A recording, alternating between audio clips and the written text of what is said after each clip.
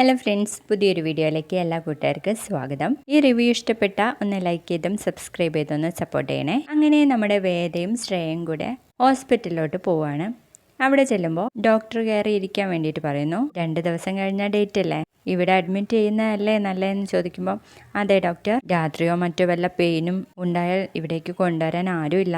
എനിക്കാണെങ്കിൽ നൈറ്റ് ഷിഫ്റ്റും എന്ന് പറയാൻ കേട്ടോ ശ്രേയ. കോംപ്ലിക്കേഷൻ ഉണ്ടാവാനൊന്നും സാധ്യതയില്ല, നോർമൽ ഡെലിവറി തന്നെ നടക്കും. അന്നേരം ഡോക്ടർ പറയുന്നുണ്ട്, ഇവിടെ 2 തരം മുറികളാണ് അവൈലബിൾ ആയിട്ടുള്ളത്. ഒന്ന് സിംഗിൾ, ഒന്ന് ട്വിൻ ഷെയറിംഗ് റൂമാണ് ഉള്ളതെന്ന് പറയുമ്പോൾ നമ്മുടെ വേദ പറയും ജനറൽ വാർഡ് പോലെ അങ്ങനെ എന്തെങ്കിലും ഉണ്ടോ എന്ന് ചോദിക്കും. ലെറ്റ് മീ ചെക്ക് എന്ന് പറഞ്ഞിട്ട് ആ ഡോക്ടർ ഹിന്ദിയിൽ കുറേ സംസാരിക്കുന്നുണ്ട് കേട്ടോ ഒരാളെ വിളിച്ചിട്ട്. ഫീമെയിൽ വാർഡിലില്ല, ട്വിൻ ഷെയറിംഗ് റൂമിലുണ്ട്, അതല്ലേ നന്നാവുക, പ്രൈവസി കീപ്പ് ചെയ്യാൻ വേണ്ടിയിട്ട് എന്നൊക്കെ പറയുമ്പം എങ്കിൽ അതായിക്കോട്ടെ ഡോക്ടർ എന്ന് പറയാൻ കേട്ടോ നമ്മുടെ വേദ. അങ്ങനെ ഒരു സിസ്റ്റർ വരുന്നുണ്ട്, അവർ ഹിന്ദിയിലാണ് സംസാരിക്കുന്നത്. അന്നേരം ഡോക്ടർ പറഞ്ഞു കൊടുക്കുന്നുണ്ട് ഇവർ മലയാളീസാണ്. അങ്ങനെ ആ നേഴ്സും ഇവരോട് മലയാളത്തിൽ തന്നെ സംസാരിക്കുന്നു. അങ്ങനെ വേദയ്ക്ക് റൂം കാണിച്ചു കൊടുക്കാൻ കൊണ്ടുപോവാണേ. അങ്ങനെ വേദയെ കൊണ്ടുപോകുന്ന ഒരു ട്വിൻ ഷെയറിംഗ് റൂമിലേക്ക് തന്നെയാണ്. അവിടെയാണെങ്കിൽ ഒരു സിറ്റി പോലീസ് കമ്മീഷണറുടെ വൈഫ് അഡ്മിറ്റ് ആണേ. അങ്ങോട്ടേക്കാണ് നമ്മുടെ വേദയെ കൊണ്ടുവന്നത്.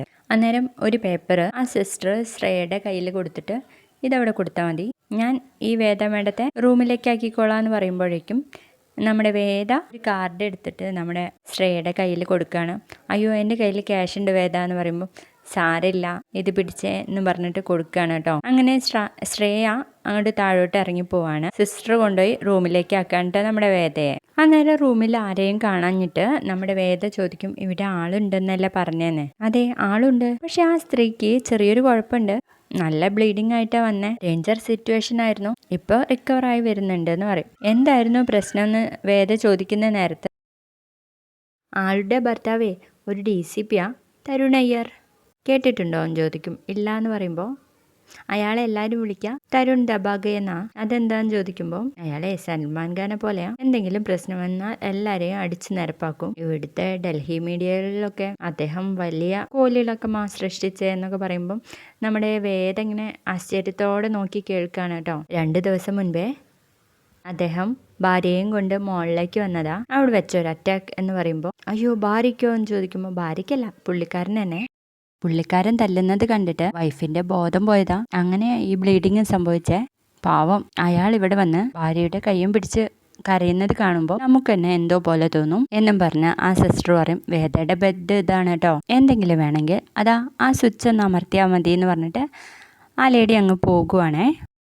പിന്നീടാണെങ്കിൽ വേദ ബാഗിൽ നിന്ന് വിക്രത്തിന്റെ ഫോട്ടോ എടുത്ത് ഇങ്ങനെ നോക്കിക്കൊണ്ട് ഓരോന്ന് ആലോചിച്ച് നിൽക്കുവാണ്. വേദയുടെ മടിയിൽ കിടന്ന് നമ്മുടെ വിക്രം ഓരോന്ന് പറയുന്നത് ചില സിനിമയിലും സീരിയലിലൊക്കെ ഓരോ സീൻസ് കാണുമ്പോൾ നമുക്ക് ക്രിഞ്ചായിട്ട് തോന്നൂലേ എന്ന് ചോദിക്കും. അപ്പോൾ വേദ പറയും എന്താ മനസ്സിലായില്ലാന്ന്. ഈ നായികയും നായകനൊക്കെ വിവാഹമൊക്കെ കഴിഞ്ഞ് ഒരു കുഞ്ഞുണ്ടാവുന്നതിനെ കുറിച്ചൊക്കെ സംസാരിക്കുന്നതായിട്ട് അത് പറയുമ്പോൾ ആളുകൾ കൂവുന്നത് കണ്ടില്ലേ എന്ന് പറയുമ്പോൾ വേദ പറയും ഒരുപാട് തവണ കണ്ടിട്ടുണ്ടെന്ന്. എന്തായിരിക്കും അവർ കൂവാൻ കാരണം എന്ന് വേദയോട് ചോദിക്കുമ്പോൾ എനിക്കറിയത്തില്ല എന്ന് പറയും. എങ്കിലും പറ വേദ എന്ന് പറയുമ്പോൾ ആളുകളെ ഒരുപാട് സിനിമകളിലും സീരിയലുകളിലും ആവർത്തിച്ച് കണ്ടുകൊണ്ടായിരിക്കും എന്ന് പറയാട്ടോ. ഈ ലോകം ഉണ്ടായ കാലം മുതൽക്കേ ഉള്ളതല്ലേ അത് എന്നൊക്കെ ഇങ്ങനെ ചോദിച്ചു വരുന്നത് കാണുമ്പോൾ തന്നെ നമ്മുടെ വേദയ്ക്ക് കാര്യങ്ങൾ മനസ്സിലാവും കേട്ടോ. സാറിന്റെ ലോജിക്ക് കൊള്ളാലോ. എടമാരെ പോട്ടാ ക്ലേശയാവുന്നു കരുതി ആരെങ്കിലും കരച്ചിൽ വരുമ്പോൾ കരയാതിരിക്കുമോ എന്ന് ചോദിക്കട്ടോ വേദ.